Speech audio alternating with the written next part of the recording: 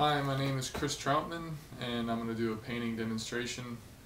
The model will be my father-in-law. His name is Yoshitake.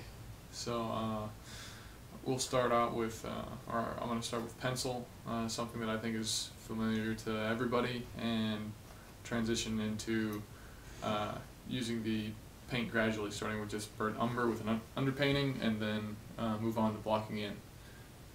I'm going to try to set this up very roughly. Try to use straight lines, work in a very general way. So I'm going to try to figure out the general space that his eye sockets take up. I'm going to try to divide up his face into segments, into thirds particularly. Usually one way to divide up the head, an effective way to do it would be to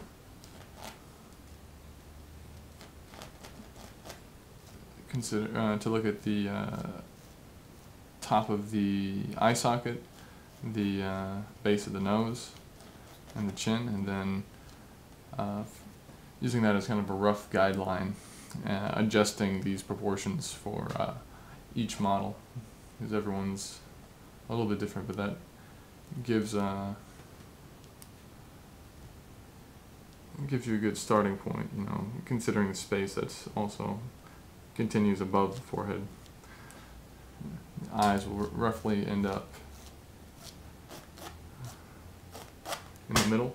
So as I'm drawing, I'm also drawing within the form, not just the outline. I'm trying to look at shapes within the outline. He's measuring to see where his ear may line up with the rest of his face. I'm also thinking about space, from his earlobe. I'm going to check his earlobe to see if I have that pretty good spot. Maybe a little bit too low, but I can't get too attached to some of these lines I'm laying down, because they're probably going to change as I continue. It's hard to get it 100% right, the first time. You gotta start out, and try to make corrections. And the same thing's going to happen when we get to color. Here, I'm going to start drawing some of these features. I think generally I have his head laid out fairly well. But I don't know, I'll continue to draw and probably find quite a few mistakes. But that's part of the process. The nose in particular. Some important places to look for would be the tip versus the base of the nose. Drawing the difference between the two will give the nose dimension. It's hard to see this nostril.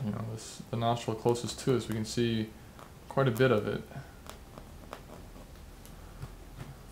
And I don't want to get too much into detail too quickly. Then we have this other nostril. It's further away from us, it's at a different angle, so it appears much smaller.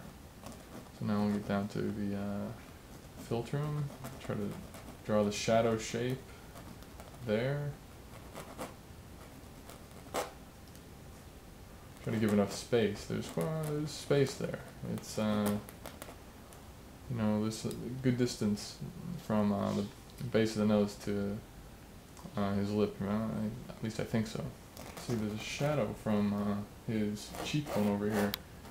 It's being cast onto his nose, going across like that. Kind of there's a cast shadow from the nose coming down. There's a shadow edge here from the indoor light.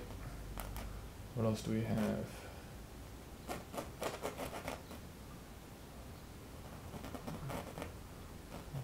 I guess there's this cast shadow from the cheekbone. shadow edge here. So I'm trying to look at what each line is. You know, there's cast shadow versus shadow edge. Shadow edge. You know, cast shadow from this part of his cheek. You know, there's another little part of that shadow. I'm not going to draw his eye right away. I'm going to try to draw these shapes that are around his eyes. Right, shadow. Then eyelid. And there's a shadow edge here, another shadow edge there. So gradually we'll kind of carve his eye out of this, out of the canvas there. Let's get it in the right spot. I'm worried I haven't given enough space here. Maybe more space that we need here. Let me draw a little bit more and I'll decide. I may have to move his eye. I may have drawn it too large. Let's see. Also, I want to check this part of his corner of his eye. Yeah, it lines up over the nose about there.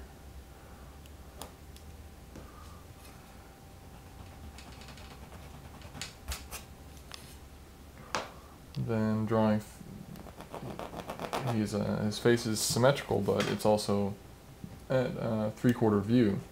So to draw, to consider foreshortening. You know, his eye's not going to be the same size on the side of his head. There's a lot less space.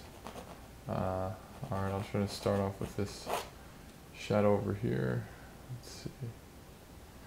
Yeah, I need to make sure I get the angle right. Try to get the corner of his eye. I can see it. See where it lines up with his nose. Oh, somewhere around in there. All right. And his eyelid's coming out, wrapping around the eyeball. It's not a flat shape like this, but there's, you know, the skin going over the eye. There's a space there going in. So, you know, it's not paper thin. There's thickness to the eye, but I gotta keep that in mind.